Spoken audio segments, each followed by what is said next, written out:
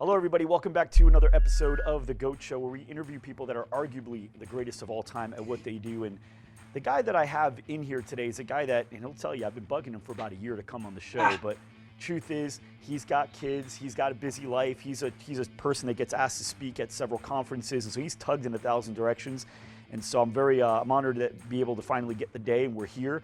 And Nicholas Kusmich is, when I first heard of him, recognized as an incredible Facebook marketer, but as we got to know him, he's really just a really good expert at direct marketing, but in particular using intelligence, usually using information in order to make great decisions when building ads. And Facebook happens to be one of the avenues that he really likes to deploy that.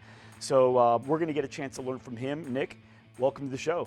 Mike, I'm so glad we're finally having this conversation. I know it took a while, but I'm glad we're here. I'm glad we're having this conversation. I'm really excited about where it's going to go. You know, we're here, and what I believe is that it's probably going to be better, because if I interviewed you 6 months ago, I wouldn't have got all the stuff you learned in the last 6 months. Sure. So now I got all this stuff. No, I'm excited about it. All right, Nick, so for everybody that doesn't know, because you've got a lot of people that listen in that are really good advertisers, and we got people here that are really just getting in the game. So talk to me about direct response and particularly the area that you have studied the most in. Yeah, so I mean, I grew up. I'm still a young cat, but right from 17 years old is when the burden of entrepreneurship was thrown on me. And what I mean by that is, my father and mother had a convenience store. By 17, he had his third stroke, which meant they had to leave their little convenience store business and kind of try to figure out how to make ends meet. My mother's an immigrant. She couldn't really get a job. And so at 17 years old, as an only child, I'm basically in this position where I tell people entrepreneurship was thrust upon me. I had no choice. I don't feel like I had born DNA for this thing. I had to figure out how to make ends meet, frankly, for my family. And so it opened me up to this world of like internet marketing. Of course, I tried all this like network marketing and filling out surveys and stuffing envelopes and all that other fun stuff.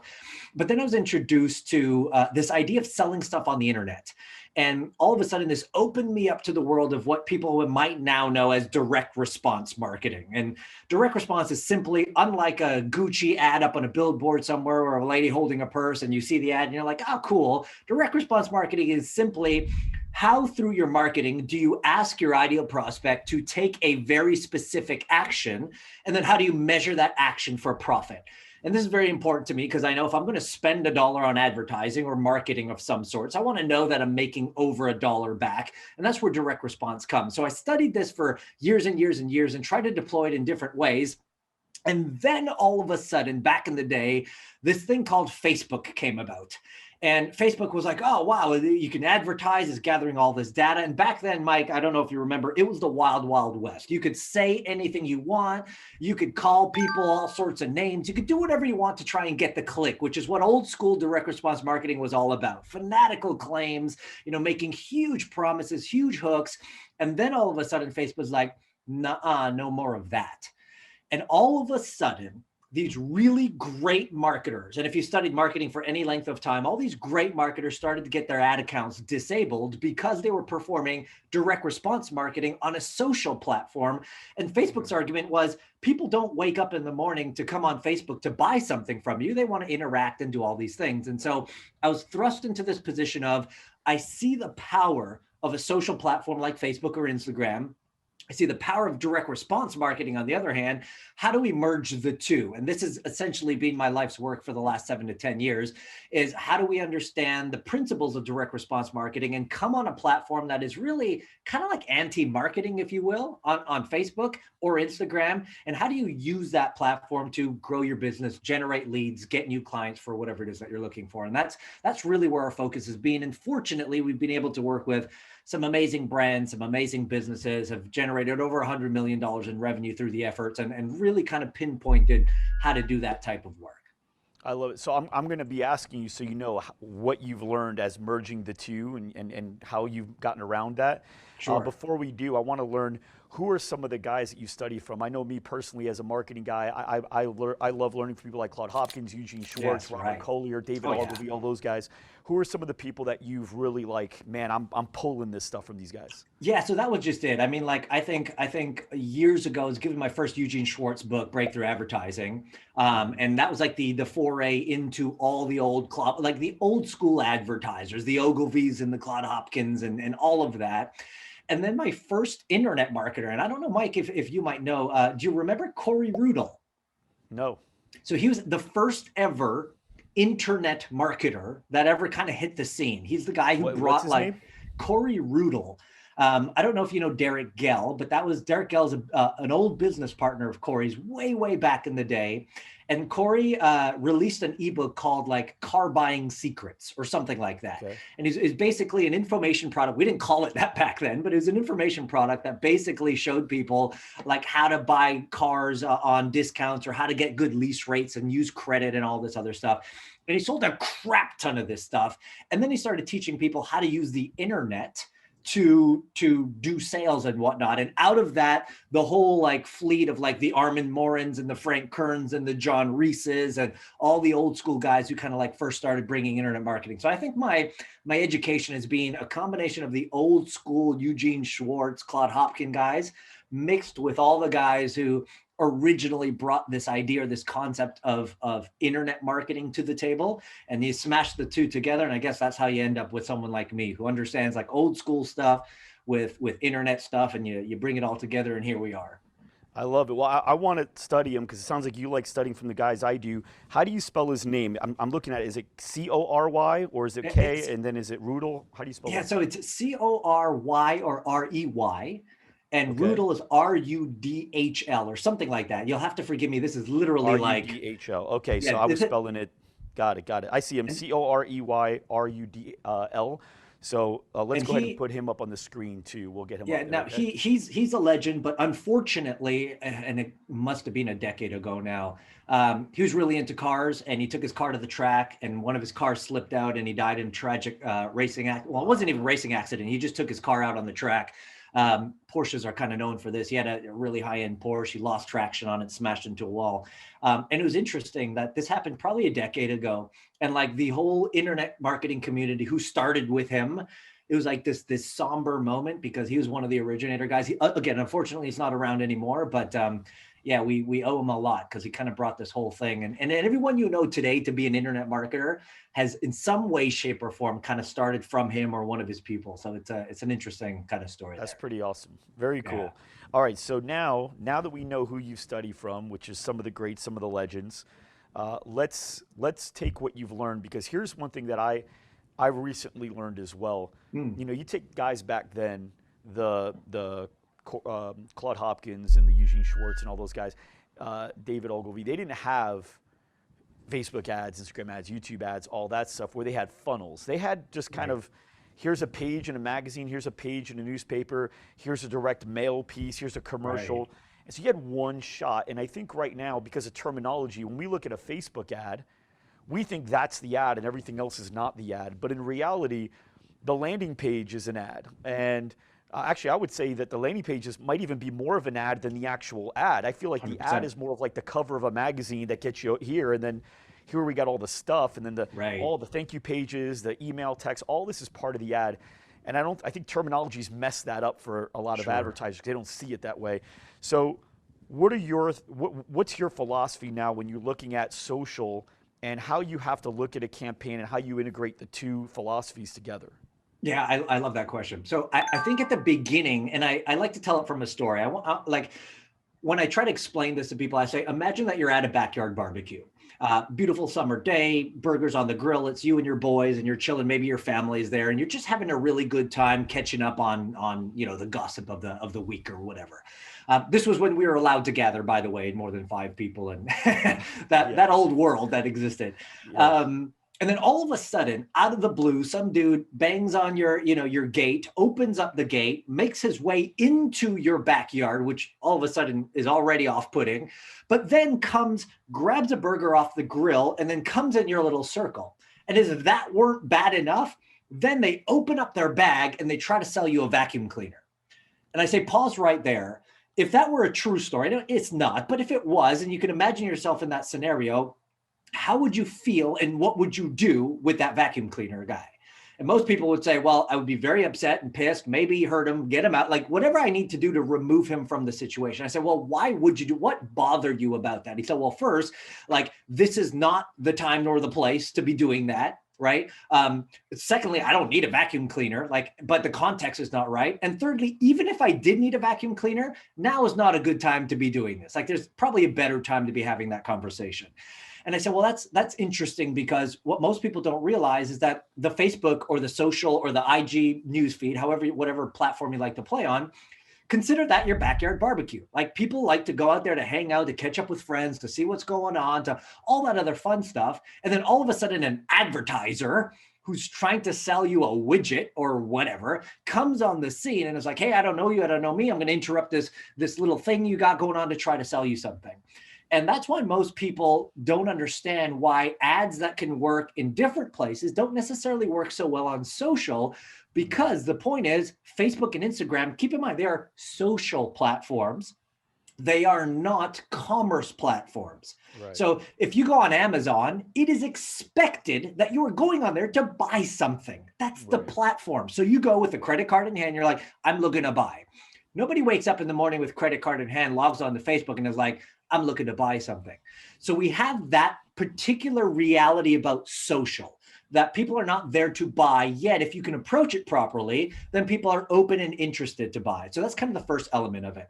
The second element. One thing too on that first element, the cool thing about Amazon and place where you're going, suggested products that you see all the time, that's not only not frowned upon, but it's almost appreciated. Correct. Like, you see a suggested product and you're like, oh.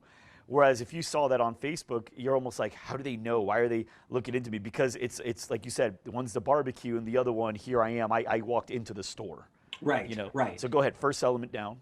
Yeah. So first is for any business owner who's looking to do any sort of advertising on marketing on a social platform. And I always suggest social platforms because that's where everybody is. I think like the word internet and social media, if you will, are interchangeable at this point. Vast majority of people's time are spent on some sort of a social platform when they're on the internet.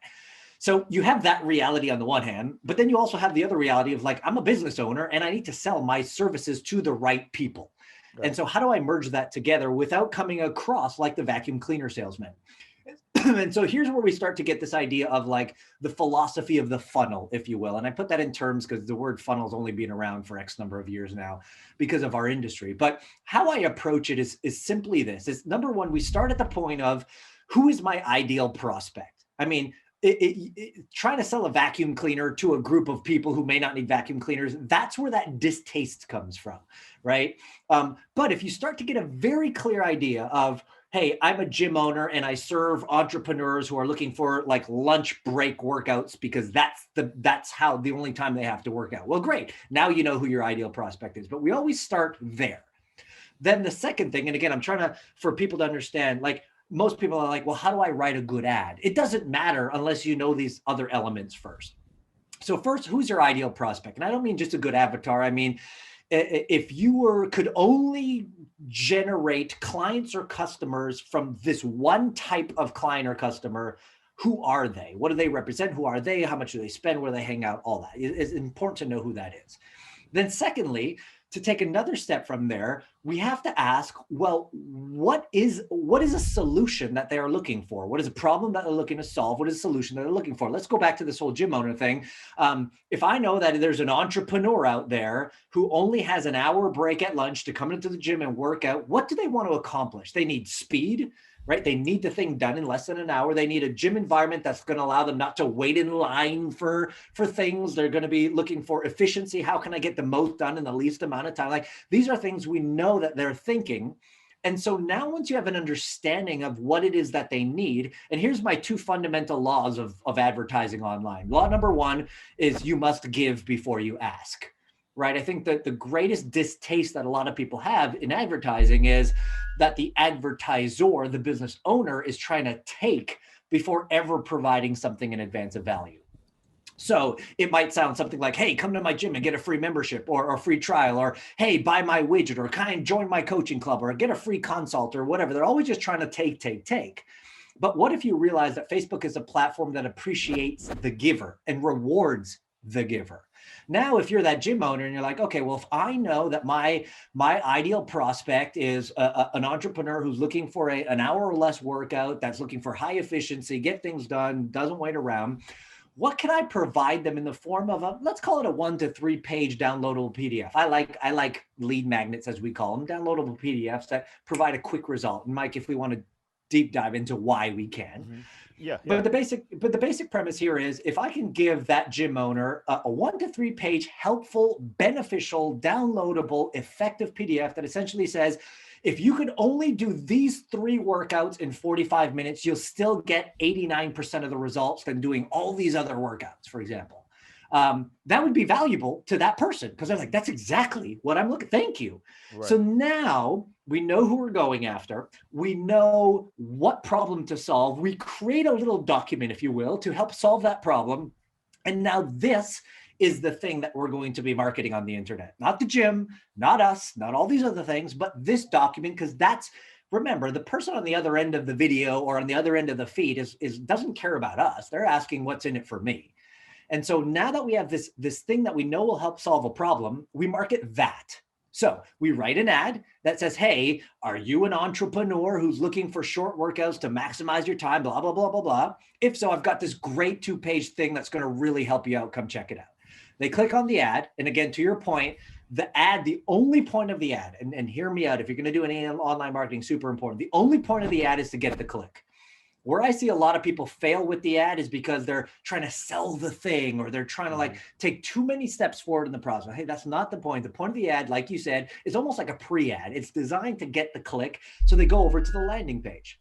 Now they go over to the landing page, which, like you said, Mike, is much more of the ad, because the landing page is essentially saying, hey, I've got this 1 to 2 page thing. Here's what it's going to cover. Here's why you need it. Here's what's so beneficial about it. If you want it, just leave your name and your email address. Tell me where to send it. I'll get it off to you. Now, why I believe that's so important, right? This is what we'll call lead generation. Why I believe that is so important is because statistics are showing a couple of things right now. Number one, that the average person needs 13 to 33 touch points before making a transactional decision. Now think about that. 13 to 33 touch points before making a transactional decision. What that means then is, if all you did was, hey, here's an ad, buy my thing, 99% of the people are just going to basically say, I don't want it, and they're going to bounce off the page. But if you have an ad that generates a lead, a name and an email address, maybe even a phone number, now you have this lead that you can nurture over time. And yes, some of them will going to want to take you up on your thing, but the most of them are going to need to be worked on a little bit before they have that transactional encounter with you.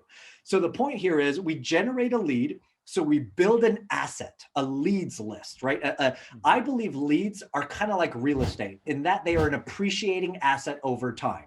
The more leads you have in your repertoire, portfolio. Your portfolio. I like that. Yeah. The more leads you have in your portfolio, the better care you take of them. The lead who just came into my world today from one of my ads is not nearly as valuable as a lead that's been in my world for 3 years now.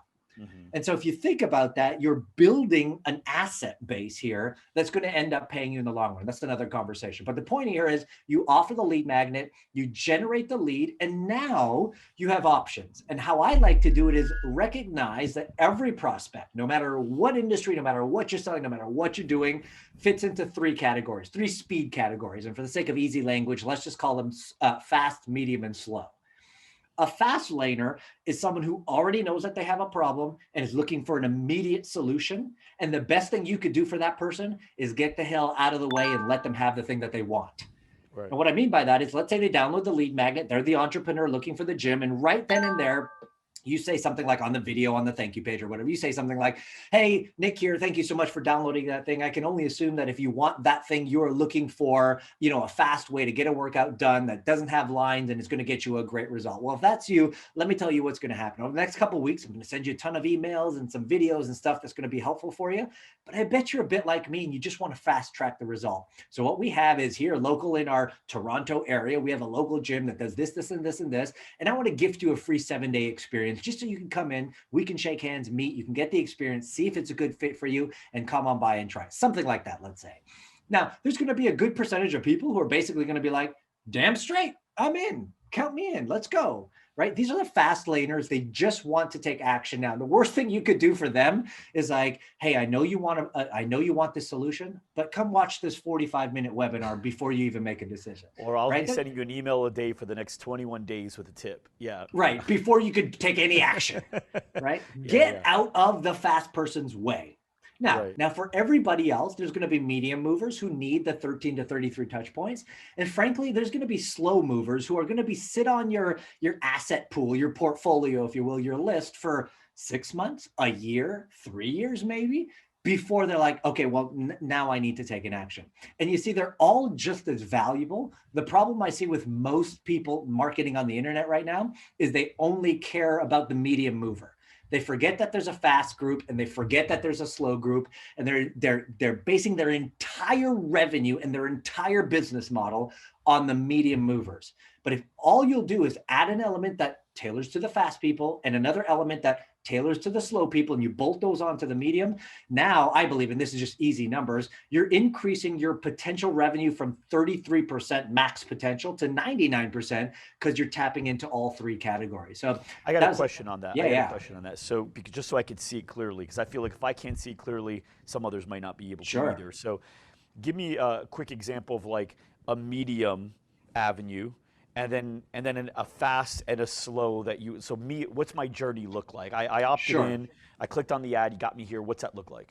Yeah, so for the fast mover, we offer what we call a GFO. It's a term that I came up with. A GFO simply means a Godfather offer, right? It's an offer they can't refuse, right? It's how do you create an irresistible offer to the fast laner, which is just enough to like get them off the fence and to say yes. And again, not everyone's going to say yes right away, but in the example of, let's say I'm a gym owner, and I don't know why we're using this, maybe from your background, Mike, but I'm a gym owner. We've got this lead who says they're interested in short, quick ways to exponentially get better results. The GFO could be similar to what I just said. It's like, hey, thanks so much for getting this. If you're anything like me, your best option is to come into the gym, take a look around, have a free tour, work on our equipment, see exactly what it's like, and see what you can accomplish in 45 minutes or less with our, state-of-the-art facility that has this great thing, right? That would be the GFO. The medium movers are going to be, maybe you've got video testimonials, maybe you've got like background, like video tours, maybe you have a couple of more content pieces that say, hey, here are 4 more exercises that you could do within an hour that's going to get you exponentially better results. The point is, like, I call them milestone pieces of content. If the person is starting at point A and they need to get to Z, or if they're starting at the base of the mountain and they want to summit it, what are the key elements that they have to hit in order to get to their accomplished goal? And maybe that could be certain nutritional guidelines. So maybe one piece of content is about how to structure your eating for more energy. Maybe another thing's about the certain workouts to do. Maybe it's about prioritizing time and productivity. Like maybe those are the steps. And so you would release content every couple of days that builds on those steps. And the call to action is always the same. Hey, whenever you're ready, come out to the gym, et cetera, et cetera. And again, those are your 13 to 33 touch points. Got it. So I see what you're saying. So at the end of every email, even for the medium or the slow, we're still reminding people, hey, if you'd like, I'd like to gift you this 7-day experience. Feel free to come in when you're ready, that kind of deal, right? Yeah, the only difference between someone who's in a medium situation or a fast situation is we'd incentivize the fast offer with a couple of extra things. So they are incentivized to take the action right now. And then those who don't and take the medium, they still get the offer, but maybe they don't get the free hour of personal training that we were going to give if they took it before. They don't get the supplements or whatever little bonus package we set up with it. But we're always putting a call to action on the medium. And then the slow is just this realization that, hey, look, I call it consistency plus frequency using the DJSS. I'll tell you what that is in a second, is a great approach to long-term nurture. And consistency means pick a frequency that you could commit to. Let's call it once a week at minimum. Consistency and frequency. So once a week at minimum, where I'm delivering some great content. And the DJSS, I learned this from Dean Jackson, which is the DJ. DJSS is the Dean Jackson super signature. and which is at the end of every piece of content, whether it's video or written or audio or whatever we do, we always end by saying, well, P.S., whenever you're ready, these are the 2, 3, 4, 2, 1 best way I can help you. Now, if you're a gym owner, maybe it's just to get them into the gym. So he said, whenever you're ready, the best way I can help you is by gifting you a 7-day all access path to our gym to be able to get the experience of this, this, and this. And so what happens now is over time, and there's just beautiful but subtle psychological languaging by saying, hey, whenever you're ready, it's essentially saying, I'm always ready to help you. It's whenever you've gotten to the point that you're ready to take an action. So whenever you're ready, this is the best way I can help you. And what I've found is now, every single time I send an email, it always has the DJSS on the back, on the end.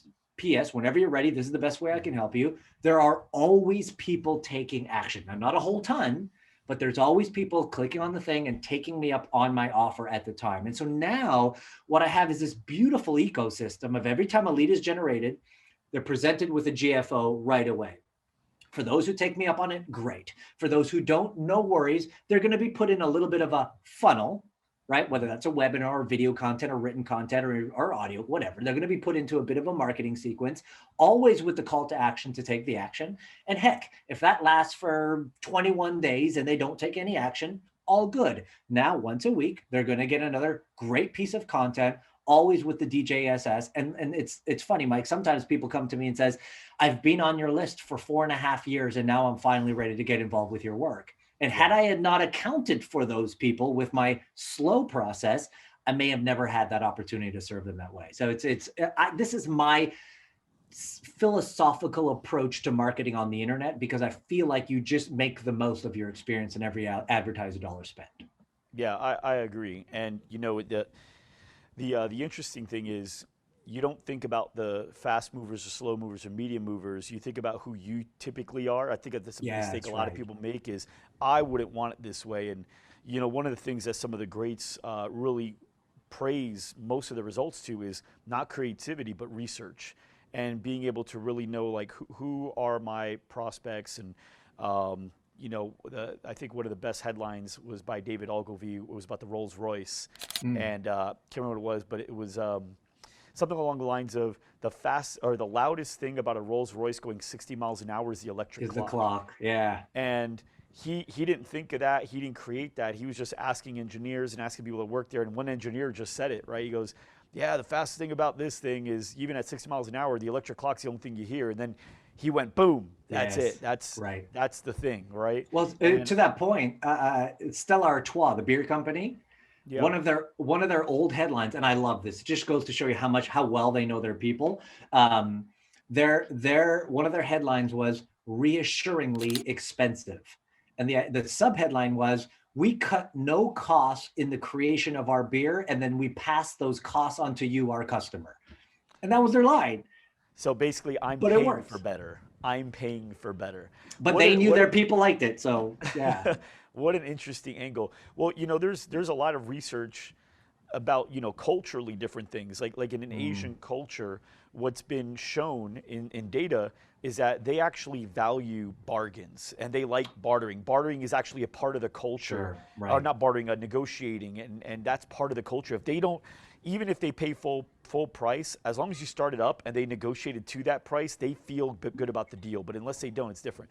Whereas in American culture, there's a really high percentage of people, and it's tough in America because there's so many cultures, right? America's like a big melting pot. But data shows that people actually take pride in paying for the best stuff. They like saying, I've got this, I've got the best stuff. You have a $150 membership. They like saying, yeah, it's better though. It's better. Right. Oh, but I shop at Whole Foods. Yeah. Yeah. And you just notice that's if you can justify saying you're paying for the best, that's why it costs more. It's a choice you make. You don't have to do it, right?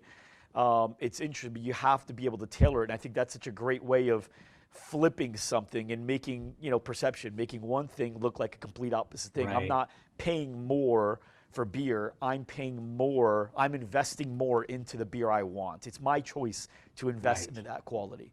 Right. It's pretty damn cool. I never heard of that one. What beer is that? Stella Artois. Yeah, and this is an old thing, but if you Google it, you'll see their old reassuringly expensive headlines. Yeah, that's really cool. We actually did. I was on the call with one of my employees today, an account manager, and she does advertising, and she's 25 years old. So Wow. sometimes it's hard for her to get into the mind of a 35-year-old woman that has a few Sure. kids, and the challenges that she goes through. And so I said, let me show you. And so we actually called someone I knew that does invest in a membership that's in her mid. She actually was 35 on the dot, had 4 kids, and full-time job. And we interviewed her, and I just asked questions about where she's Mm, at, why she works out, what is she afraid of, what is she missing, what does she wish she had when she was 21. Describe herself at 21, you know. right. And what she thought was going to be the most valuable or most important thing to her was not. It was Mm, totally different, right? She craved energy. She actually woke up with energy, but she crashed around noon, right, and started going down. And even though she was done with everything by 7:30, she didn't get to bed till like 11:30 because of all the things she had to prep for the next day. And mm, so there's all this stuff, and you start realizing a lot of the terminology too. She didn't say lose fat, burn calories like, she thought. She says stuff like drop in pant sizes, right? I want to right. get down a few pant sizes. So it's really it's good for people to stop thinking of the me and what I would do. Am I a fast mover? Am I slow? Me, I'm a fast mover. Me I'd too. rather Yeah. just give me the thing and I'll call you and we'll figure it out. Right. Because I just want to ask questions that are important to me. But there are people that are more slow movers and they want information. They want to think about it. They want to see how it goes. So that's a really good point. I love that you brought that up. And I don't know if I missed it, but you said you have 2 laws. One was give before you ask. Did you bring up the second law? Or did I No, miss yeah, it? great. Yeah, no, awesome. So it's simple, but it's that, and it goes along with this give idea, but it's that every step of the marketing process should be valuable in and of itself.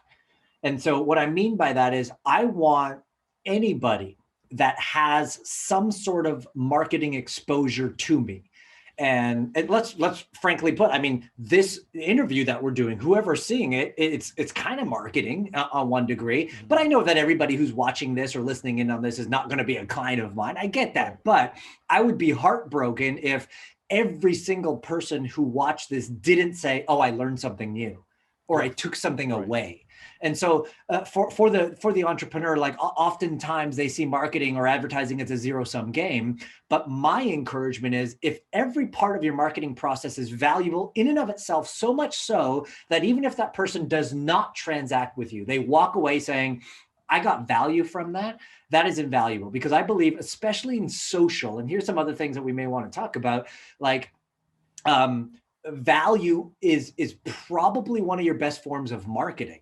Whereas back in the day, it's like, how crafty of a copywriter are you? And don't get me wrong, copyright is important. And how good are you at influence and NLP and all this other shenanigans? Yeah. But really and truly, if I believe that the people who provide the most value in upfront of asking for transactions are the ones who are going to qualify most to get that transaction to work with them, which brings me to kind of the second point of this whole thing that I believe is different on social than it is on other platforms. And that is this: I believe most people transact with someone on the level that I'll call resonance. It's because they resonate with that individual. Am I the only person in the world that does what I do? Absolutely not. Right? There's other people who do what I do, but the people who choose to work with me, they say they work with me because they resonate with me more than maybe somebody else. Right. And I think that's true of gym owners, of gyms, of cultures, of hair barbers, of whatever it is that you do. So Right. there is also this element, like you said, Mike, of like, for a second, don't think I think it's Ogilvy who said your prospect is not your wife or something like that. But then, No, the customer is not a dummy. She is your wife. yeah, right. Something like Yeah. that. But the point is, like, to your point, is that everyone kind of sees their prospects through their own lens and they say, well, they're much like me, which we've already agreed to that that's not the case. But what you also have to realize is people are like intuitively asking, like, do I like this person? Or and when I say like, no like and trust, I don't mean necessarily like, oh, I want to go have a beer with you, although that'd be great, but more like, is this person like me or am I like them? And that moment of like connection is like, oh yeah. And the only way to do that is for us as business owners to sometimes, and maybe more often than not, take off our entrepreneur, business owner, marketer, advertiser hat and put on, hey, I'm a human and my name is Nick and I've got 2 kids and sometimes I can't sleep well at night. And like, just being who you are and allowing who you are to come out, is going to do more for your marketing than any little crafty tip or trick. And one final example of this, I had one guy who's a client of ours, and he was actually in the fitness space, but all of his pictures, every single one of them, he has with his pit bull. It's just him and he loves his dog. And he goes, is that okay, Nick? Or do I need to like find a picture of me like dressed up nice and whatever, on my website? I'm like, dude, just the fact that all of your pictures have you and a pit bull is going to connect with so many different other types of people. He goes, well, what about the people who don't connect with me? They're not going to be your clients anyways. Like if they don't like pit bulls, then so be it. But everyone else, and he got that, he started getting those comments. Like a lot of his clients are like, you know what? I really dig you because I know you're a dog guy and I know dog guys are like this, or I have a pit bull too, or I have a different kind of dog, but I could just see like the humanity in you and all. And who would have thought, just because all of his pictures had it. So there is that element on social of just being who you are and not being afraid of that as part of your overall marketing process. Yeah, and there's no one way. If you look at some of the people that are out there that are really high level, where it be Warren Buffett or Elon Musk or Jeff Bezos or any of those guys, they all have their own way of being. Right. And they all have that alter ego guy that's somebody else, right? So like Warren Buffett, he's for that long term, patient, go with your gut and research. And then you got the opposite guy, that what's that Mad Money Kramer guy or whatever. Yeah. And he's like, trade, you got to do this, you got to move here. And he's just totally different. I personally don't vibe with Kramer. I vibe way more with Buffett and the way he thinks and communicates. That's the way I invest. And then you've got people like Mark Zuckerberg, and Mark Zuckerberg's kind of like that guy behind the scenes, And then you got Elon Musk, who's like way in front, and he's tweeting and he's doing all this stuff. And so I think you will resonate. Some people hate Elon Musk for no other reason than they don't like the way he is. Right. And some people, really love Warren Buffett almost more just because of the way he is. You even see it with Obama. It's funny, my wife knows nothing about politics, and I don't know much either. We're probably neck and neck in how much we know. Neither one of us follow much about it. But when I asked my wife, I was like, would you take Obama for another 8 years? And she goes, I'd take him for another 20. And I go, why? She goes, he's just such a gentleman. And that was the main selling point. That's it. She has no idea what he's actually done or not done, but he is a gentleman. That's her thing. And so sometimes you just resonate, and it's important to make sure that whatever character you are, you're consistent all the way through. I think that's really good. And you've been like that. Every time I see you speak, you're the same guy every time. Like as far as like personality, character, all that, I think that's been really good. So I want to dive in real quick. So when you're talking about all these different platforms, obviously we've got social media, and then you've got the responsive advertising with Google, and I wouldn't say YouTube is or isn't. I think it really depends on how that user's using it. It could easily be a search platform. It could also be a disruptive platform, which is interesting, right? They could be both. That's pretty interesting. So what do you see YouTube as more? Where do you prefer more of the responsive part or the disruptive part? Well, I think if you can do disruptive intelligently, it becomes responsive in that sense. Not query based, but that's what Facebook is, right? Every ad you put out there is theoretically disruptive because nobody's hoping to see it. But again, if you know who your ideal prospect is and you provide a value-based solution for the situation that they're in, it almost is responsive because you are doing some pull marketing rather than just push.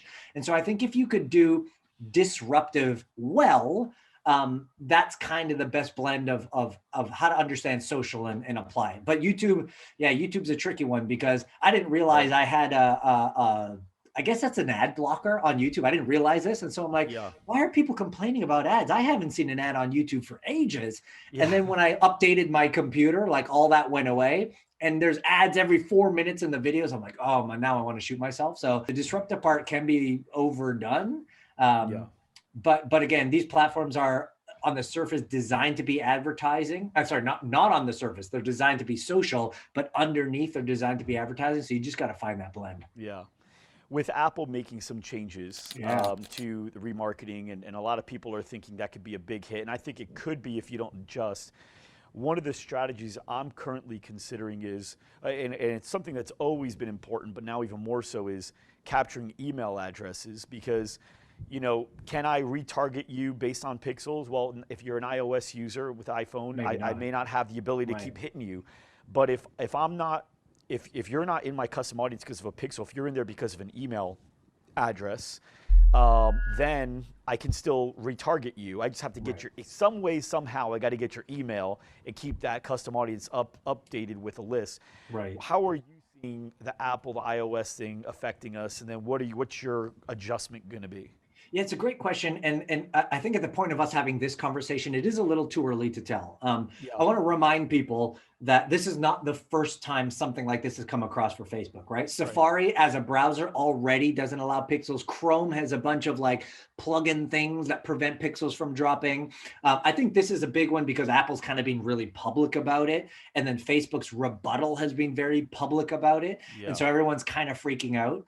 And I think I was reading the stats, worst case scenario, I think they said like 60% of Facebook, Instagram users are Apple iOS. And if 100% of them opted in for this, hey, don't use my privacy to show me stuff, what kind of impact that would have, right? So right now, I know Facebook is doing everything they can to combat that in some way, shape, or form. I know when I'm talking to some of our deeper analytics people, I'm like, hey, is there a way or a work around this? And they're like, we're looking at it. We don't know for sure. Let's see how this plays out. But to your point, the reality, and this is why I believe all social advertising should be, and again, this is my opinion, should be driven to some sort of lead generation. For all intensive purposes. One, because the average person doesn't transact the first time they see it. B, for what you said, once you have the email address, you could use that email address as a custom audience to retarget. C, if Facebook goes away tomorrow, and it's not, but if it does, you've now built this portfolio of leads that you could email and now have, again, you're spending money, so you might as well maximize the money. And I think right now, the easiest solution is exactly what you said, Mike, is doing some lead generation. So you're not relying on the pixel for everything. As long as you can start keeping that in mind. And let's just rewind a little bit. Let's be reminded to the beginning of our conversation, the Eugene Schwartz, the Claude Hopkins, like that, all these guys, if some of them were still alive and you said, hey man, what do you think about the fact that we can't use pixels anymore in our advertising? They'd be like, what? Like, let us be reminded that the pixel has only been around for the last 5, maybe 10 years. Yeah. And it's created this whole slew of lazy marketers who are like, oh my God, the world is falling because we don't have pixels anymore. True advertisers never, they had postage stamps, a pencil, and a piece of paper, and they made it work to the tune of billions. I think we can get over this pixel thing, even if it's as detrimental as people are making it out to be, which I don't think it is. I think we're good. What it's encouraging people to do is be far more intelligent marketers and to really hone the craft of what it means to be a marketer. Yeah. It's funny. We talk about that, how they did billions and literally billions back then, which is crazy. Yes. And I was telling my team last week, how advertising can be really valued when you really look at it. So Claude Hopkins in 1907, do you know how much he was offered to go work when the top agency saw what he just did with a couple campaigns? He had a smaller one. They brought him over. They offered him $185,000 a year in 1907. That's a lot salary. Of money. Yeah. The top Harvard professor was averaging $1,000 a year at the time. Wow, geez. And like probably you did, I know I did. First thing I did was I went online and used the converter to figure out what that means in 2021. That's a $5 million a year salary. Wow. Right? To work as an employee. And so that's how much money is in advertising when done well. And that was with no pixels, right? So he did it. That was just mail. So just that's interesting stuff. Yeah. One of the things that you talked about is you can't say things like you used to be able to, like the wild, wild west that we lived in prior, right? And so I want to close out with this one question here, and then I want to dive in last thing how people get a hold of you, because I think there's a lot of value. I want to keep following you too. With the Sure. Wild Wild West, yes, you can't say things like you were able to 5 or 10 years ago, but as long as you stick to what are some principles that you think, as long as you stick to, it doesn't really matter. It's a rule that's void anyway. Yeah. So the easiest way that I like to put this from a compliance side is if what you say is not 100% true, 100% of the time for 100% of the people, you can't say it. And if you approach it from that perspective, because they're like, oh, guaranteed weight loss, like that's not true 100% of the time for 100% of the people in 100% of the cases. So you got to retweak how you say it, right? Oh, we can take you from 6 to 7 figures. I hear that all the time, right? Yeah. But if it's not 100% true, right? So the point is, I think if you can see it through the lens of that, then what you say on Facebook will most likely be approved. And then I hear what a lot of the marketers say then. It's like, well, that's going to ruin my conversions, right? If I can't show a before and after and say, hey, you can accomplish this too, it's going to hurt my conversions. But what we found on social is actually the opposite's true, is that people have been so bombarded with like overly hyped promises that they're kind of becoming like jaded to it. So that if you're like, hey, can you lose weight? Yeah. Will you most likely? No, unless you're willing to put in hours of like, I think that's what I liked about, when P90X came on the scene, because like when that Tony Horton guy, I think that's his name, was doing when he was doing the crazy workouts, everyone at that time was saying, oh, like 7-minute abs or like how to lose. And this guy's like, look, 90 minutes a day, every day for 90 days, you're going to hate it. You're going to hate me, but you're going to get results. Like there's something refreshing about that. And people were like, oh my God, it became a $100 million product, $1 billion company. And like, people respected that. I think people have to realize that about what it's like on social today. Like the more honest you are, Frank Kern's a good friend of mine. And I love his disclaimers. Sometimes they're basically like, you will most likely not get any result whatsoever. Absolutely. Like it just like so blatantly anti what everyone else is saying. Yeah. But then people are like, oh, what a breath of fresh air. At least he's being honest. And they buy the stuff anyways.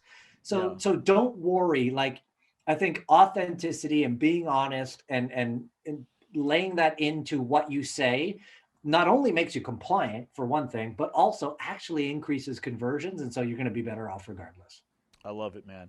Well, Nick, I got to tell you, I appreciate the time. This hour's flown by for me. I know. I don't know for you, but for me, but I could talk to you I could talk to people like you, marketers, advertisers, for forever, because I find it such an interesting topic, and your stuff, and I love it. So I've been following you, but how can people follow you? Where can they keep up with you? Yeah, I mean, so right now probably Facebook is the easiest thing to do. I'm always /Nicholas Kusmich. So on Twitter, Instagram, Facebook is always /Nicholas Kusmich is the best way to do that. Or if you're like, hey, I just want to like talk about what it might be like to work with you, like work with Nick, workwithnic.com is another way to do that. But all the socials, nicholaskusmich.com, fortunately or unfortunately, I'm the only Nicholas Kusmich in the world. So it's not very difficult to find me. Wow. Except, it's not the most brandable name in the world. It's pretty hard to spell unless you see it out. But you can find me on a bunch of platforms or workwithnick.com.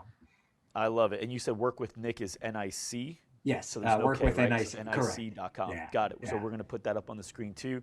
Sure. Nick, thank you so much for your time. Oh, Mike, appreciate it's a pleasure. I know it's worth a lot for everybody watching, everybody listening. We just spent time with an arguable GOAT in the industry. Thank you all for tuning in. We'll see you next time.